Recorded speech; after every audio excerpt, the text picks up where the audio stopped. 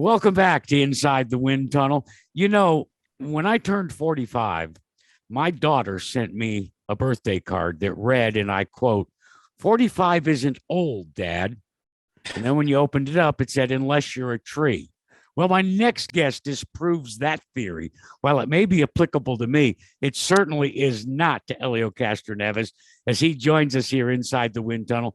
45, my friend, has been a very, very good year for you. Yes, definitely has been an amazing year. I'm glad that you're going 45 because I am 46, but it's okay. I'll take that. I'll take that. Well, you started the Indy 500 victory came when you were 45, correct? No, I was 46 because it was May. Well, okay. I stand corrected. No problem. No problem. I like the way you think. You like the way I think, huh? Okay. So it's also why I believe that you have natural jet black hair. There we go. but my point is, Helio, where most people would look, and to be quite honest, some people whispered that your career was on the downside. Instead, your career is on an upside. Within the span of 12 months, the fourth Indy 500 victory, joining Foyt and Unser Sr. and Rick Mears in that very elusive club. And then you come back and back it up with a win in the Rolex 24 and a full-time ride for Meyer Shank Racing. All the stars have aligned for you, my friend. Look, I'm a late bloomer. What can I say? Everything happens for a reason, Jack. And this is my time. I won a championship, finishing with Roger, with IMSA. Then as you mentioned, the Rolex with Wayne Taylor. As the career kind of like on and off, a great partnership with Meyer Shank Racing, and we end up winning the Daytona, the Indy 500, and then we actually did the IMSA, which was this year, ended up winning the Daytona 24 hours again. So that shows that it's a time. I'm more secure, meaning more mature. I know what I know. I need it. I mean, there was a bunch of other things. Driving different type of cars definitely helps to make my driving craft much better. I mean, there was so much, and I still want to keep it going because I not only feel like 22, but I feel like I still have more to accomplish, and that's probably why I want to keep it going. Well, on the IndyCar series, of course, upcoming this week will be, the oval debut at Texas Motor Speedway, a full-time ride, as you alluded to, with Meyer Shank Racing, and teaming up with an old friend and a guy that you know very intimately, the son of a French grocery store owner, Simon Pagenaud. There's got to be a certain level of, shall I say, comfort in knowing that when you go into the Meyer Shank garage, you're looking across at a fellow driver that you've raced with as part of a Team Penske team for so many years. Yeah, incredible having Simon in the team, not only with his knowledge, not only with his titles, being an Indy 500 champion, also IndyCar Series champion, and coming with just fresh from an incredible organization where I came from as well, which helps both of us come back, and working together is just like reunited, and it's like, all right, this is what we need to do. Let's talk with the team and let's focus on that direction so that we can accomplish and take to the next level. And that's what we're doing. It's our first race together was in St. Pete. Maybe it wasn't the result that we wanted, but I feel that we accomplished quite a lot. And now we're going to go for our first oval together. And I'm sure we're going to have some ups and downs, but I feel more that the ups are coming sooner than I expected. Helio, I'm trying to think of a delicate way to say this, but when you left Team Penske, or shall I say, left the IndyCar side of things and got an assignment to try to deliver, as you ended up doing, an IMSA title to Roger in his final year at that time in IMSA competition, it just kind of struck me. You said all the right things. You had a smile on your face, but you weren't ready to hang up your IndyCar career. How difficult was it to bide your time and look for the right opportunity to return? Look, as you mentioned, the partnership between me and Penske was absolutely incredible. Was an era. I all these things that I'm accomplished after Penske, it's because of them. We were able to work together.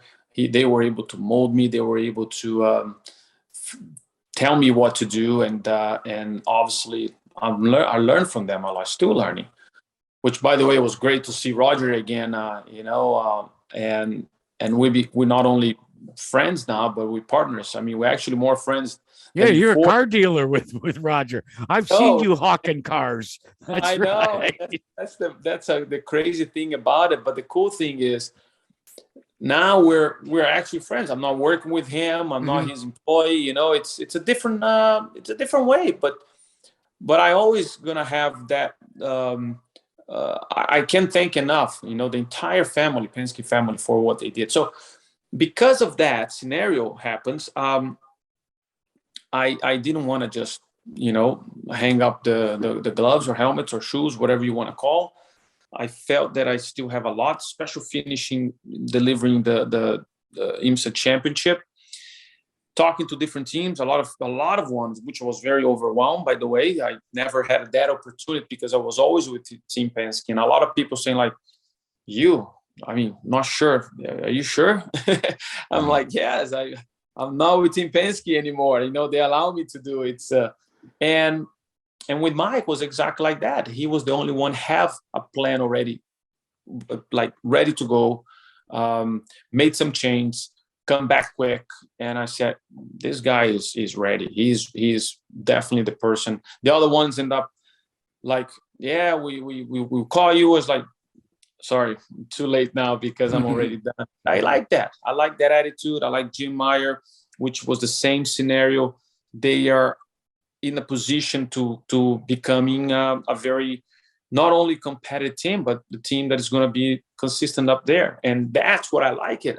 Now it's my turn to do something, that I learned all these years with Team Penske. So that's the reason with Mike, which was absolutely incredible. And he gave me the equipment that I asked for it, and we matched, and now we keep it going. No, there's no question, Helio. Last year was an incredible, magical season for you that stretched all the way into the beginning of this year.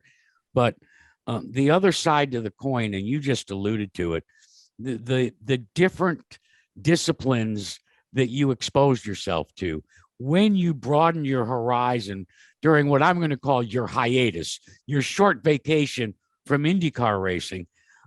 Certainly, it was a bit of a surprise how well you did and how quickly you took to what was Tony Stewart and Ray Evernham's brainchild 1 year ago. And that, of course, was the SRX series. Had you ever driven a full-bodied stock car in your career? I know. I asked many times for RP, and he always told me no. That story is actually out there, and I said it many times, which was fantastic. Going to places like that, obviously, it's not a cup car. Maybe the basic, and sort of like when Ray Evernham built those cars, he was thinking about, similar scenario, much less power compared to a cup car. But I tell you what, man, it was so much fun. And this year I'm going to be doing 3 races.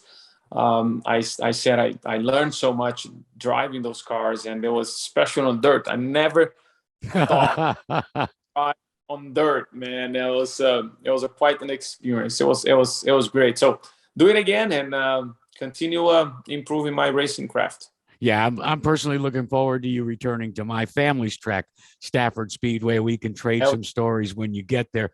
But I want to go back to Lucas Oil Raceway Park. You've always got a little spring to your step and a little dance and a smile on your face. But it struck me that you were not going to take that crap from Scott Speed, and we all witnessed it after the race. You can turn it on and off, can you not?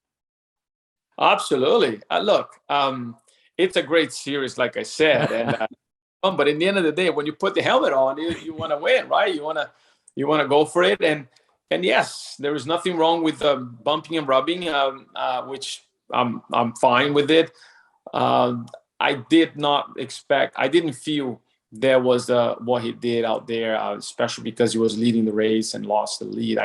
I saw everything happens, and when he hit me so hard that I hit my helmet. I mean, my helmet came off, in a different position. I had to like compose it because it was so hard. Like with one lap to go, he was just savage. His whatever he was thinking. But anyway. And I felt really, really upset about it because this is not the type of racing that nobody wants to go. Nobody's there to get hurt. Everybody's there to have fun and respect each other, obviously. So I can see that's not the type of a guy that likes to do that. So if we have to race against with each other, I know how to handle that guy. Listen, don't cross the old man. Okay, just don't cross the old man. Don't step on my toe, my silver fox toes, man. Helio, the other side to the issue is that you have legions of fans that have celebrated you and the way you go about your life journey outside the cockpit of a race car. For me, it's been personally just so fascinating. From the year as a rookie, you showed up wide-eyed at the Indianapolis Motor Speedway with Roger, all the way through your triumph 1 year ago in the Indy 500. And yet those fans have never been given the opportunity, the way I and others inside have, to watch the way you dial it out when it's time to get in the cockpit of the race car. A guy you know very well, Rick Mears, once told me, he said, look, the beauty of being a race car driver is, yes, you can be one way outside the race car, but when you put that helmet on and you flip down that visor, you've got to become selfish. You've got to be self-centered. And it strikes me that you have an incredible capacity to do exactly that and focus on the task at hand. I love when you quote Rick Mears because he is my hero, and every time he says something, I love it, and that's one of the reasons. He is right. You got a job to do. And your job, it's what you love, and you want to achieve those goals that you're representing so many people. So I like to be working in a great environment. I don't want to go to a place that I don't like to be or I don't feel comfortable.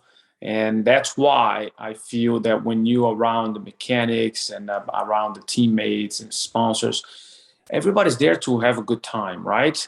Even though the mechanics are doing their job, but we're a team. We win as a team, we lose as a team, so we got to get going. But I'm the one representing them.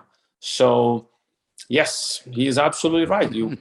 I feel that closing that visor is my shield to go to a big battle, and I'm ready to make it happen.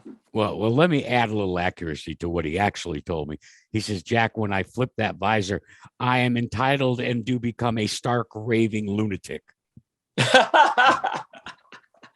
Well, I'm not. No, that. Okay. Listen. It. You like it? Well, you can incorporate that. Yeah. Listen, it's always such a pleasure to visit with you. Last time you and I were chatting, you had mentioned just briefly that on your bucket list, hey, you would love the opportunity to race in the Daytona 500.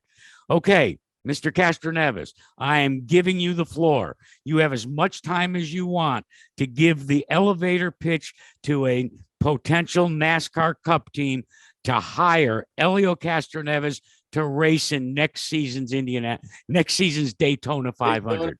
Have at it, my friend. It's so funny you mentioned that. As at the Hall of Fame, I was sitting right beside Jack Roush, and I was like, hey, nice to meet you. By the way, it wouldn't be nice for me to drive for you next year, the Daytona 500. Well, what did he say? What did he say? He's like, yeah, we should look into it. It's like, yeah, well, let's talk to Brad. I know Brad very well. I think it would be great to add another car, right? Look, I know I don't have experience in the Cup car. I understand that. However, I can do something really special in a place that it's being special to me.